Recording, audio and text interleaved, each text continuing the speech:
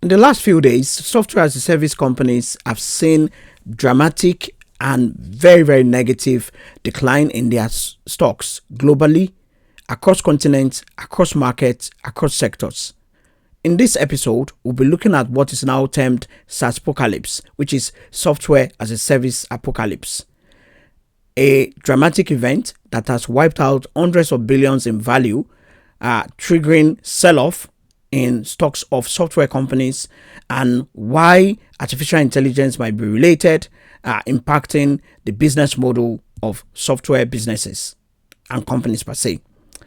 Welcome to Stocker Team, the investors channel. I will be looking at the reason for the sell-off, why artificial intelligence is linked to this, and the counter argument why this might be an overreaction, because in Stocker Team we actually look at everything from both sides and even in the middle.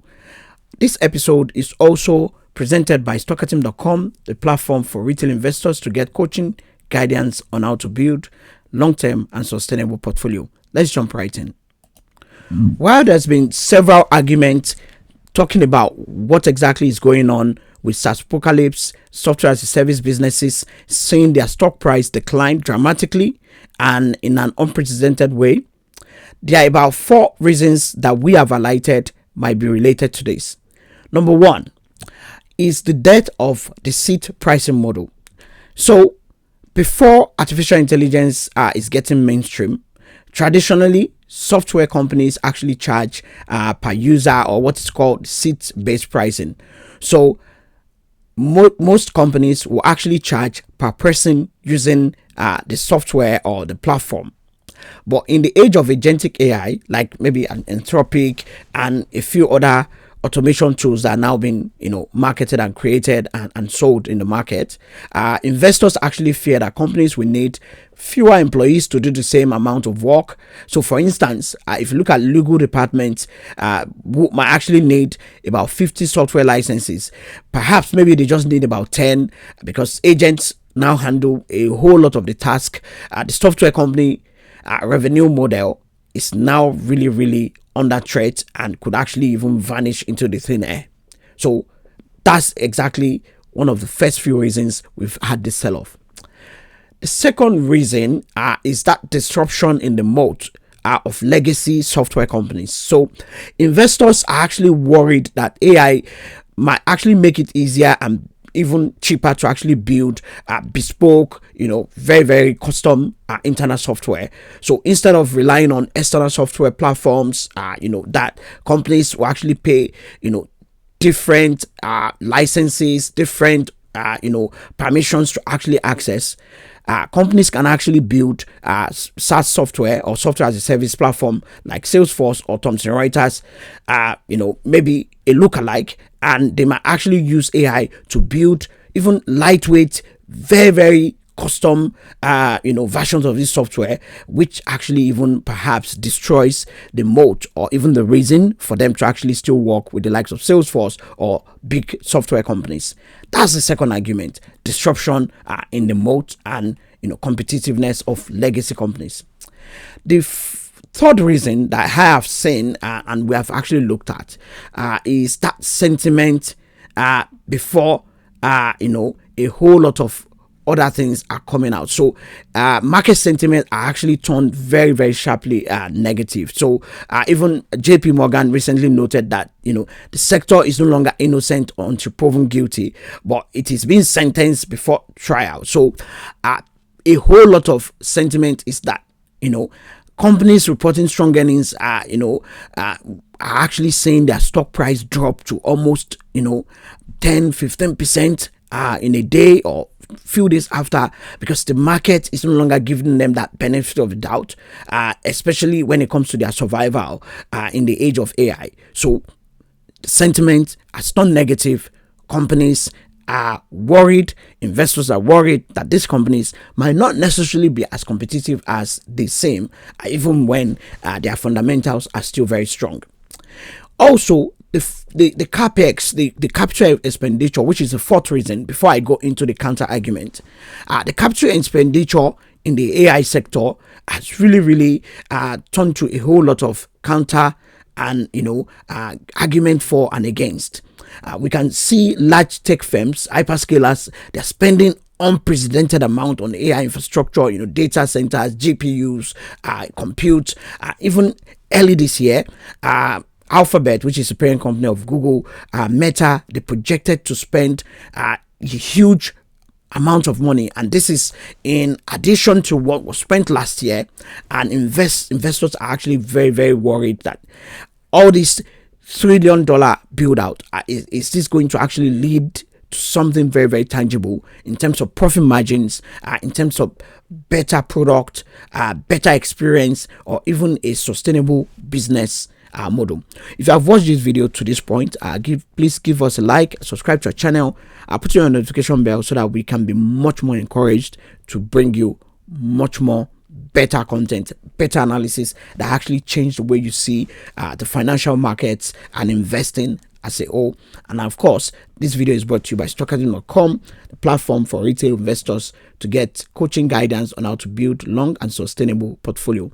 You can go to SaaSpocalypse.com to actually learn more on how you can be a premium member for just $10 per quarter.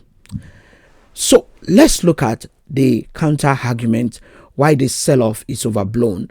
And Nvidia's CEO Jensen Huang is actually the most vocal part of that constituency, who has said it is very, very logical and perhaps the most illogical thing to actually think AI is going to kill software.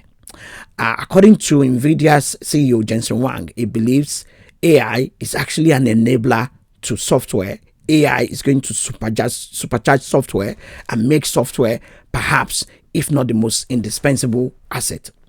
So according to Jensen Huang's argument, the first argument he has is AI is a tool, not necessarily a replacement.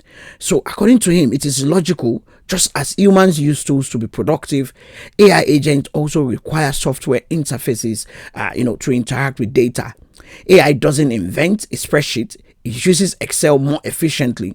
Software provides an explicit structure that AI needs to function reliably in a business environment. So for those people actually thinking you can actually just vibe code your way into building the replica for a Salesforce, for replica for a Palantir, or even a replica for a CrowdStrike, be my guest, because AI agents will actually need Palantir, will need Foundry, for instance, will need even an AIP to actually function, because AIP makes AI useful, makes AI build new things, makes AI to be very, very useful in actually changing the game of play, and not necessarily replacing Foundry or even replacing AIP itself.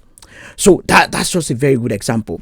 And it's going to be integration over displacement. That's the second argument. So rather than becoming obsolete, incumbent software companies are actually even integrating AI into their existing sticky business model and platforms. So for instance, proprietary data, established companies, they have decades of specialized customer data that generic AI models don't have access to. Yes, ChatGPT might have been fed a whole lot of Wikipedia articles, a whole lot of news, New York Times articles, Financial Times articles, research reports that they have access to, or they have in the cloud or anywhere, but they don't actually have that proprietary data, and that data is much more important than even the agent itself. So if you even look at it from a workflow integration approach, it is very, very incredibly maybe even difficult for a company to rip out its entire accounting or HR infrastructure just to replace it with an AI agent. It's very, very risky, and perhaps practically impracticable. I wouldn't say impossible, because even if there is one exception here and there, if you can vibe code some crude software, which is create read and delete or whatever, you can't actually vibe code HR infrastructure that are embedded into the culture and the logic of an enterprise. And if you look at margin expansion, analysts actually argue that AI will actually increase margin. So for instance, if AI makes it cheaper for a software company to develop and maintain their code, their internal costs will drop, So why they can still charge a premium for AI powered features at the same time. So the fact that you can now build software faster doesn't necessarily make the software worthless or the software company making less money. And that argument just actually is the highlight of what I believe in, what we believe in Stocker Team. To bring this to a logical conclusion and maybe a direction that might actually give you more insight. So if we look at historical context, we can see that every major technology shift, from the internet to the mobile phone to cloud to social media to search engine, or even a whole lot of other subset of tech that we actually seen, we actually see that initial fear that old players will die. We saw what happened to the news and content and maybe media industry. We used to read a whole lot of hard copy newspapers until when we had the 2007-2008 recession. A lot of print companies could not get much more advertising to actually keep the business going. What did they do? They reinvented themselves and they created the digital content model. And today, virtually every news content is actually read either on the website or on social media platforms. Even a whole lot of news organizations, when social media was becoming more powerful, more embedded in the life and fabric of the society or the global human context on how we use technology and consume content. Many of these companies are now very relevant on YouTube. They are relevant on TikTok. They are relevant on Facebook, on Instagram, on X, and they are still actually getting revenue and actually getting even premium content subscription. So that's even a subset.